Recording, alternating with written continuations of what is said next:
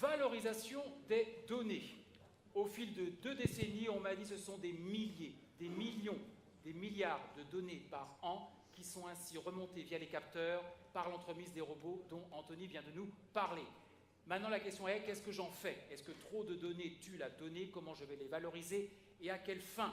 Votre directeur général me le disait en brief il y a quelques semaines. Avant, on avait des dossiers qui s'empilaient sur étagères, on ne les regardait pas. Si on a des données qui aujourd'hui numériquement s'entassent, là aussi, on ne les regardera pas.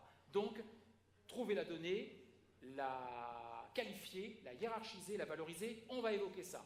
Ensuite, la question du partage. Vous le savez mieux que moi, légalement, le partage, vous y êtes tenu. Est-ce que ça ne frotte pas de temps en temps? Qu'est-ce que je suis prêt à, moi, éleveur, partager? Sous quelle forme? Est-ce que je garde la main? Un peu, beaucoup, plus du tout. On le verra et on conclura enfin, avant de vous écouter, mesdames et messieurs, sur est-ce que le robot, qui peut coûter de 70 000 à 130 000 euros, selon la gamme que l'on choisit, la marque que l'on choisit, j'en ai même vu de seconde main sur le Bon Coin. Je suis allé voir, parce qu'on m'a dit qu'il y avait un marché de seconde main. Je suis allé voir sur le Bon Coin, j'en ai trouvé. J'en ai trouvé à 15 000, il devait être vieux quand même, et à 70 000. Alors, on va commencer par vous, Édouard Alix, responsable robotique et solutions connectées chez De Laval. Vous connaissez toutes et tous, mesdames et messieurs, ces 4 acteurs spécialisés dans le lait, la traite et le robot, avec plus ou moins d'antériorité, 2 leaders, un outsider et un intermédiaire, m'a-t-il dit. Ils se reconnaîtront. Je commence par vous, Édouard. On voit s'afficher, pour gagner du temps d'ailleurs, un petit peu la fiche d'identité de chacune de vos entreprises. L'œil d'une salle va toujours très très vite. Vous me le dites bien, Édouard, vous nous le confirmez. Alors oui, les robots, c'est bourré de capteurs. Maintenant, s'il faut être veto, je cite en français dans le texte, Édouard, s'il faut être veto, bac plus 12 pour savoir quoi en faire, ça ne va pas le faire. D'où, chez De Laval, eh bien, vous vous articulez à développer des solutions toujours plus simples. En quelques mots, vous devez faire le pitch. Donc effectivement, De Laval s'attache à fournir aux éleveurs un logiciel très simple, très simple d'utilisation. Je pense qu'il faut être rassurant là-dessus parce que la donnée peut faire peur. Mais on s'attache à fournir des éléments simples, très colorés, des graphiques. Et l'objectif, c'est pas de fournir la donnée brute à l'éleveur, mais c'est d'aller jusqu'à des propositions d'action. Donc l'éleveur, chaque matin, dispose vache par vache d'une action à réaliser. Et c'est ça qui est à la fois rassurant et ce qui permet de gagner du temps. Voilà, traiter la donnée, la hiérarchiser, c'est vraiment votre moto. Donc gardez-la encore, vous avez encore un petit peu de temps, Édouard. Vous me dites bien, l'éleveur, il a une vache en chaleur, l'inséminer, la traiter. Bref, il faut que ça devienne un outil à décision très pratico-pratique et une vraie réactivité. Donc, c'est ça ? Tout à fait. Donc on parle d'outils de pilotage, c'est un véritable outil de pilotage. Et on peut construire ce qu'on appelle des arbres de décision de manière à avoir au quotidien une proposition d'action. J'insiste beaucoup là-dessus. Quelque part, c'est pas très intéressant de savoir si ma vache a X kilos de lait bien sûr, mais des nanogrammes, des millimoles, on a plein d'unités, on a plein de choses qui sont mesurées au quotidien, donc l'éleveur peut être rapidement débordé. Donc là, l'objectif, notre ambition, c'est pas de fournir toutes ces données brutes, mais c'est d'aller vraiment à l'essentiel et de proposer un plan d'action vache par vache. Et vache par vache, donc on n'est plus sur le prêt-à-porter, mais sur le sur-mesure. C'est comme tout à ça fait, tout à fait. On verra si vos voisins ont également la même démarche. Je rappelle d'ailleurs que De Laval, votre premier robot remonte à 98, mais pour le marché français en 2001, et c'est vous qui avez installé votre 3e robot sur le marché français, ici d'ailleurs. Donc sur la commune d'Assigné, ouais, absolument. Vous avez bien retrouvé, parfait. Votre voisin, Guillaume Chabrat, responsable Lely Center à Bain-de-Bretagne. Lely Center, d'ailleurs, expertise au profit de tous les sites Lely en France. On est bien d'accord, c'est bien cela avec vous, Guillaume. Oui. Tout à fait. Alors vous aussi, vous avez 20 ans d'expérience, puisque votre premier robot, c'était en 95. Vous dites volontiers, sur cette histoire de trouver la donnée, la capter et la valoriser, et aujourd'hui en 2016, sous quelle forme, il y a eu 2 phases. Les capteurs sont apparus, ils ont généré, oui, des données, mais aujourd'hui, la valeur ajoutée vient de cette utilisation. Pour vous aussi, c'est, attention, il ne faut pas que ça se refroidisse, la donnée. Oui, effectivement, le développement des robots de traite, les 10 premières années, l'objectif, ça a été de fiabiliser, de faire en sorte que les robots fonctionnent bien. Et puis, on est passé dans une deuxième phase. Les robots donc, sont tous bourrés de capteurs. En moyenne, on mesure 200 informations par traite. Ça fait 1000 données par jour par vache, ce qui fait à peu près 30 millions de données par exploitation par an. Donc c'est vrai Après, il faut exploiter tout ça. Et tout l'enjeu, c'est de passer de la donnée à l'information. De savoir comment on ordonne tout ça, comment on fait des indicateurs très simples pour qu'un éleveur, finalement, en 30 secondes le matin, quand il allume son smartphone, il voit ses indicateurs clés et tout de suite, il sait ce qu'il a à faire. Donc pour vous, l'intelligence de vous autres acteurs sur le marché, c'est effectivement, c'est plus l'amont, ils sont super bien vos robots, mais c'est bien l'aval avec de la transformation, l'utilisation par la transformation, et vous le dites bien que ce soit bien exploitable par votre public, votre marché qui est là en face de vous. Effectivement, la valeur ajoutée d'un robot aujourd'hui, c'est son logiciel et sa capacité à être clair et utilisable pour les éleveurs. Et plus que jamais, il a fallu 20 ans pour en arriver à ce constat où très vite vous l'avez effectivement saisi, ce défi à relever. Oui, ça s'est fait assez rapidement, et puis après, c'est comme tout, il faut le temps que ça se mette en place. La parole à Philippe Couedic, votre voisin, responsable donc commercial France GEA Farm Technologies, je le disais d'entrée de jeu. Vous aussi, vous êtes parti, Philippe, d'un postulat au regard de ces données et peut-être de la meilleure façon aujourd'hui de les quantifier, hiérarchiser, remonter, les capter et à quelle fin. Vous le dites, on est parti d'un postulat via un logiciel qui sert à paramétrer vos machines, là aussi, récupérer et ensuite, où en êtes-vous en 96 ? Alors, effectivement, notre logiciel qui récupère les données sert d'abord à paramétrer toutes nos installations, quelles qu'elles soient. Et ensuite, puisqu'on a des capteurs aussi dans le robot et dans d'autres installations, ces données-là doivent être exploitées de façon simple.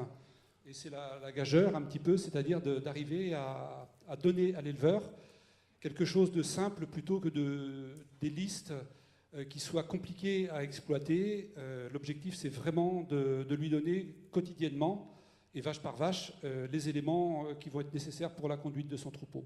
D'accord. Donc, arrivé à ce premier point comme cela, un balayage assez rapide, et bien sûr, la salle après nous donnera son ressenti. Manifestement, tout le monde en est arrivé au même point de maturité, facilité, d'accessibilité, de la hiérarchisation, de la captation et de la valorisation de ces données, un outil au plus près de son besoin, et j'entends bien déjà du sur-mesure, vache par vache. Maintenant, la fameuse question avec vous, et je reviens vers vous, Édouard, sur le partage. Là aussi, est-ce qu'au fil de 2 décennies, avec cette obligation de partage, vous me le disiez bien, Édouard, vous nous le confirmez, attention, une donnée seule perd de sa valeur. Là, on va évoquer, je partage avec qui ? D'un éleveur à un éleveur, d'un groupe dans l'Hexagone, à l'étranger, avec des firmes, de grands groupes. Se posera la question aussi de avec qui je veux partager la confidentialité ou pas, voire la récupération ou pas de ce que notre public devant vous est le premier à bien enregistrer d'ailleurs. Mais comment pouvez-vous creuser ce sujet ? Une donnée perd de sa valeur sans partage. C'est comme un tweet, s'il n'est pas partagé, il est mort-né. Donc effectivement, pour que la donnée ait une vraie valeur, il faut qu'elle soit mesurée dans le temps également. Donc c'est ce que déjà fait notre logiciel, c'est-à-dire qu'on stocke l'ensemble des données. Ça permet de faire une évaluation, ça permet de revenir très loin dans l'historique et voir comment évolue la donnée, déjà au sein de l'exploitation. On va aujourd'hui, alors voilà, c'est un petit scoop, une petite innovation, mais on va lancer une application qui permet de faire des prédictions. Aujourd'hui, on sait que les éleveurs sont également attachés à savoir quelle va être la production demain, le nombre de vélages, le nombre d'IA, etc., pour planifier un peu les tâches. Donc on travaille sur cet aspect-là aujourd'hui. Et une demande, alors on est assez moteur dans le domaine, mais une demande assez forte là, depuis 2-3 ans, c'est de pouvoir effectivement comparer ces données avec d'autres structures qui ressemblent à l'exploitation. Oui, d'autres exploitations, effectivement. Et d'ailleurs, vous avez mis en place une plateforme web, le réseau social, vous dites, de l'éleveur, qui est très client, qui attendait ça, c'est-à-dire ? Absolument. Donc on a développé une plateforme web, une plateforme numérique qui permet aux éleveurs donc c'est une plateforme collaborative qui permet déjà aux éleveurs d'échanger des trucs et astuces, donc ça va même au-delà de la donnée, qui permet donc on fait beaucoup de formations en ligne, donc il y a pas mal de tutoriels, de choses en ligne. Et en plus de ça, on a effectivement un outil de benchmark, donc les éleveurs peuvent se comparer leur performance par rapport à des exploitations qui ressemblent à la leur, tout simplement. Le benchmark, mot sur lequel va rebondir Guillaume Chabrat, votre voisin, car vous aussi, Guillaume, depuis donc l'Eili Center, vous avez ajouté au logiciel un outil de benchmark. Donc là aussi, ça veut dire renifler, récupérer ce qui se passe ailleurs et comparer. Vous aussi, vous inscrivez dans la démarche d'Edouard, votre voisin? Oui, complètement. C'est vrai que le partage et la comparaison est une source de richesse pour toute entreprise. Et depuis 5 ans maintenant, est intégré au logiciel de gestion de troupeaux T4C ce qu'on appelle un outil de benchmark. Donc c'est un petit peu le Facebook des éleveurs équipés d'astronautes. Ils s'inscrivent s'ils le souhaitent, hein, rien n'est obligatoire, dans certains groupes, par exemple les éleveurs robotisés en Ille-et-Vilaine, et puis ils peuvent après se comparer par rapport à la moyenne française, par rapport aux Hollandais, ou par rapport à certains de leurs amis qui peuvent être sur d'autres zones. En fait, on crée des groupes, et puis on va comparer ces données, les moyennes, avec celles des collègues. L'idée étant de voir là où on est bon et là où on peut s'améliorer. Parfait. Vous aussi, vous avez ressenti cette attente du marché, cette attente des éleveurs? Ah oui, on a plusieurs milliers d'éleveurs qui sont inscrits sur le benchmark, et c'est vraiment tous ceux qui le pratiquent régulièrement en sont vraiment satisfaits et ils trouvent vraiment une valeur ajoutée importante. Jean-Jacques Petit, je ne vous ai pas oublié, je vous représente, responsable marketing et développement du réseau donc au sein de Paco Fullwood. Là aussi, vous qui ne cessez de développer depuis 96-97 votre premier robot, aujourd'hui au profit, je crois d'ailleurs, de 7 modèles dans la gamme, entre ces 2 décennies, entre toujours plus d'infos pour des analyses, entre des logiciels au profit d'une interface plus complète, comment pouvez-vous déjà effectivement faire l'évaluation de cette nécessité d'affiner toujours plus les choses et de les partager? Eh bien, en fait, ce que nous considérons, c'est que effectivement, le robot a évolué entre 1997 et aujourd'hui. Il s'est passé pas mal de temps, pas mal d'évolutions techniques. La technicité était déjà très importante, de façon à obtenir un certain nombre d'éléments extrêmement précis. Et maintenant, l'accumulation de données est très importante. Et c'est ce qui nous semble essentiel, et c'est la raison d'être on va dire d'une très grosse activité au niveau recherche et développement. La raison d'être, c'est de faire communiquer l'intégralité des données, qu'elles soient des données internes produites par nos outils, mais des données externes qui arrivent sur le bureau de l'éleveur, et qu'il est important pour nous de pouvoir faire travailler ensemble de façon à avoir au final un outil de gestion complètement autonome et performant pour la décision que doit prendre l'éleveur face à des situations qui sont parfois pas forcément faciles à prendre. Merci Jean-Jacques. Et surtout là où je voulais vous entendre presque en conclusion de ces 2 premiers thèmes, c'est qu'on a bien entendu vos 3 compétiteurs sur le marché, mais néanmoins amis. Comment effectivement pour l'éleveur il y avait nécessité à partager avec une autre exploitation, un autre groupe, en France ou à l'étranger. Mais vous jetez des ponts, passerelles d'échange avec le contrôle. Donc là, c'est un autre écosystème, un second cercle. Oui, tout à fait. Donc, nous avons un certain nombre de partenaires autour de nous qui évoluent, qui relèvent des informations. Le contrôle laitier en étant un particulièrement important au niveau de l'exploitation laitière. Donc nous sommes en train, et nous avons déjà développé un certain nombre de passerelles aujourd'hui totalement opérationnelles, qui nous permettent de récupérer les informations du contrôle laitier, qui permettent au contrôle laitier de récupérer les informations en provenance de nos outils, de façon à donner des particularités de gestion d'entreprise qui sont des éléments clés aujourd'hui au niveau de chacune des exploitations. Et Jean-Jacques, maintenant j'en viens à la façon, où est-ce que tout cela est hébergé? Est-ce que ça reste sur l'exploitation, partie ou tout? Est-ce que c'est remonté? On a évoqué des plateformes, on a évoqué le logiciel qui s'ajoute. Est-ce qu'il y a le cloud? Tout le monde n'a pas, alors je sais pas, c'est une question de maturité ou plutôt une question de stratégie propre à vos groupes. Où est-ce que vous en êtes? Où est-ce que tout cela est hébergé? Aujourd'hui, l'hébergement, il est fait pour les données robots, est fait sur l'exploitation, bien évidemment, sur un logiciel qui s'appelle Crystal. Nous travaillons activement, et je pense que dans un avenir très très proche, nous aurons un hébergement qui sera beaucoup plus général, qui permettra à chacun, comme je le disais tout à l'heure, à chacun des intervenants autour de l'exploitant laitier d'aller y porter ces informations. Et ces informations pourront être maintenant définitivement, au niveau de notre gamme Merlin, interconnectées avec l'ensemble des informations, qu'elles proviennent du vétérinaire, qu'elles proviennent du contrôle laitier, qu'elles proviennent de n'importe quelle, de l'alimentation, etc., etc. Philippe Codic, votre stratégie au regard de l'hébergement de ces données, que l'éleveur donc capte via ses capteurs, via son robot, mais qu'il est tenu de partager. Comment ça se passe là également? Où est-ce que tout cela finit par atterrir avant d'être redisséminé auprès de qui? Voilà, donc pour l'instant, à valeur à aujourd'hui, ces données sont stockées sur la ferme. Mais elles peuvent être partagées avec les organismes tels que le contrôle laitier, mais aussi d'autres organismes. Mais on est dans une voie, j'allais dire, traditionnelle, qui va peut-être devenir caduque maintenant, qui est celle de la transmission par Internet classique qu'on connaît actuellement. Dans un avenir proche également, nous allons développer, mettre sur le marché un nouveau logiciel qui s'appelle le DairyNet. Donc déjà, son nom veut dire quelque chose, puisqu'il y a net dedans. Et là, ce logiciel-là sera un logiciel embarqué, mais aussi qui diffusera des données dans le fameux cloud, sachant que c'est toujours l'éleveur qui est le propriétaire de ces données, mais il pourra être libre de faire ce qu'il veut de ces données, c'est-à-dire de les partager, de faire venir aussi des données extérieures sur son logiciel embarqué. Et donc là, on a un partage complètement libre de ces données, à condition que l'éleveur, évidemment, l'accepte. Et on développe aussi, parallèlement à ça, une plateforme, pour l'instant c'est en Allemagne, qui s'appelle 365 FarmNet. Donc là encore, il y a net dans le mot. Et je rejoins juste le jeune agriculteur qui parlait tout à l'heure, qui disait on a plein de données qui viennent de partout. Et en fait, cette plateforme-là, mais on n'est pas les seuls évidemment, la Green Data en est un peu aussi l'exemple,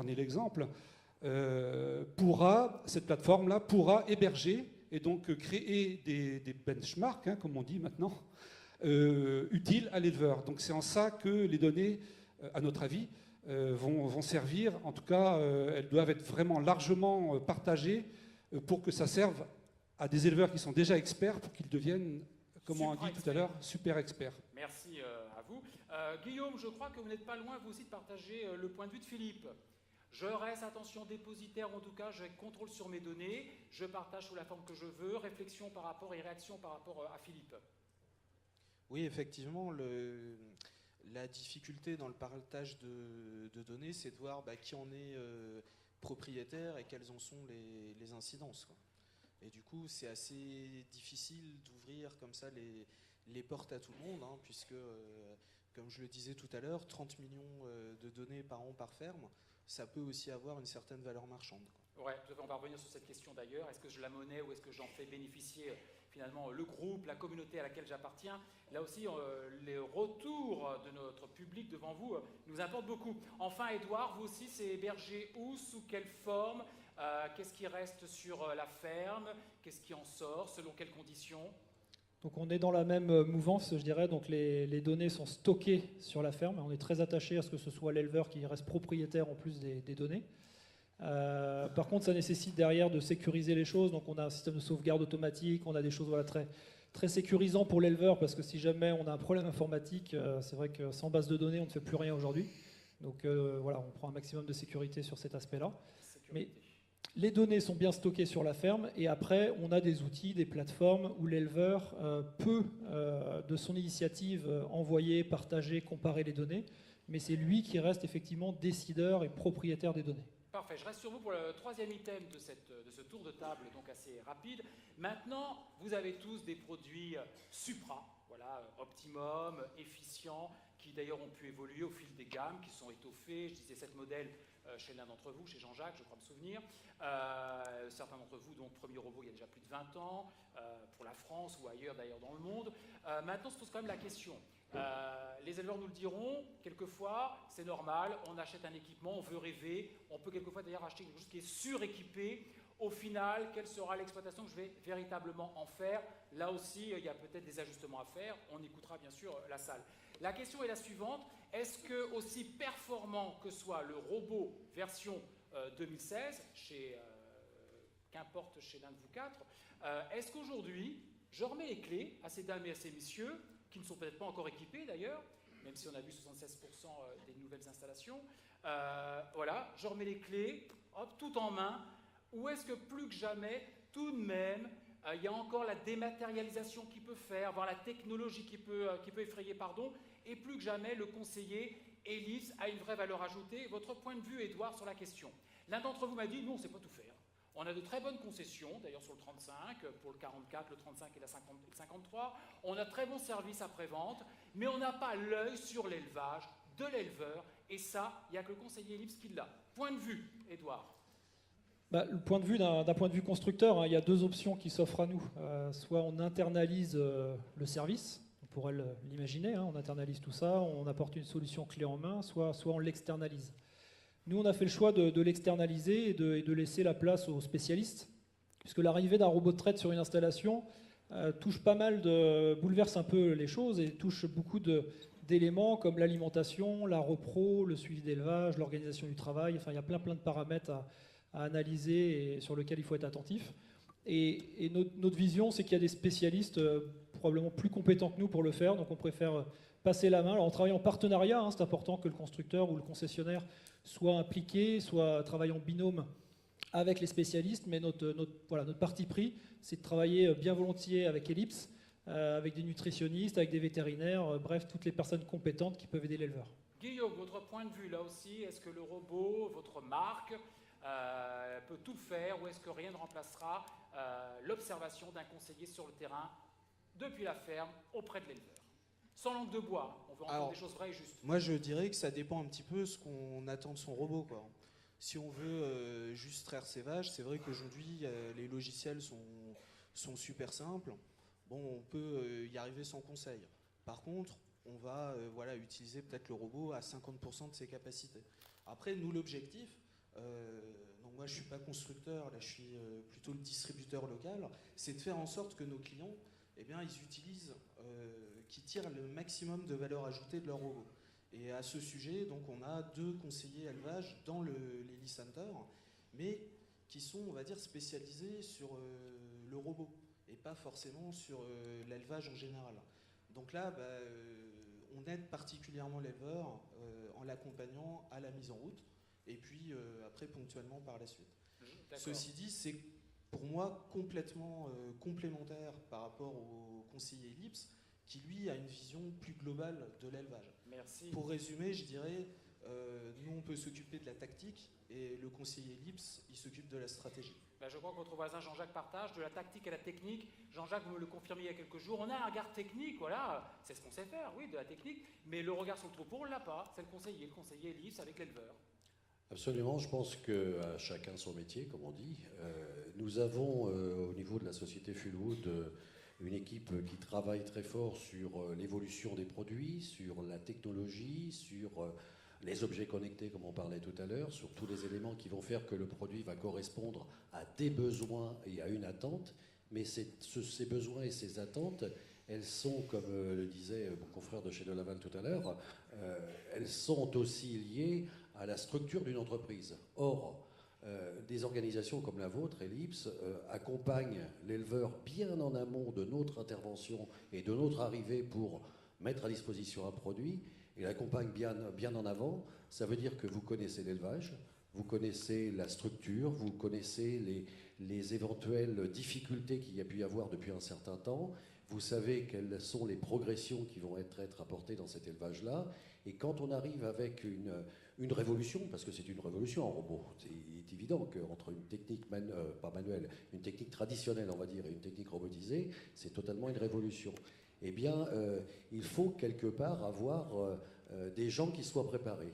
Et s'ils ne le sont pas, le conseil que vous apportez est pour nous très important parce qu'il va permettre de nous adapter et de voir si la réelle solution qui a été demandée de robotiser l'exploitation est opportune par rapport au développement que l'éleveur souhaite. Merci Jean-Jacques, et je conclus avec vous Guillaume, parce que du côté donc pardon, pas Guillaume, mais votre voisin, ici, voilà, vous me le confirmiez il y a quelques jours, vous vendez un concept, et vous avez d'ailleurs des conseillers élevage chez vous, alors est-ce à dire que vous partagez peu ou prou de la bonne intelligence de travailler en complémentarité, partie technique, regard sur l'élevage, ou est-ce que vous considérez, vous, que non, vous êtes global, justement?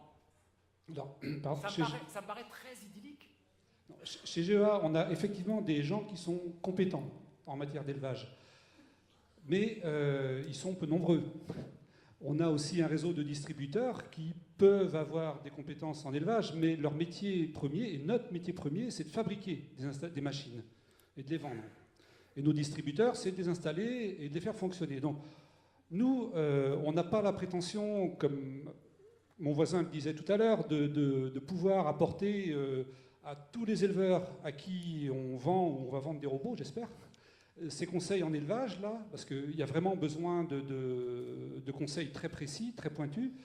On a la possibilité ponctuellement d'intervenir, c'est ce qu'on fait parfois, mais très clairement, des gens comme Ellipse ou d'autres consultants indépendants, nutritionnistes, etc., vétérinaires, ont aussi des compétences qui permettent aux éleveurs qui s'équipent de robots de travailler dès l'amont de l'installation, bien en amont de l'installation, jusqu'à plusieurs semaines, voire mois après la mise en service, et de façon très, très efficace.